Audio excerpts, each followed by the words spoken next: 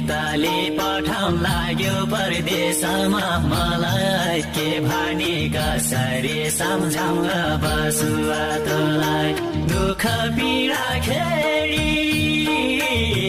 क्या सताउँछ पापी दैव घाटेकी घट गरी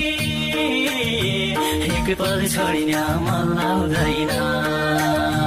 घाटेकी घट गरी एक पल छोडिन मन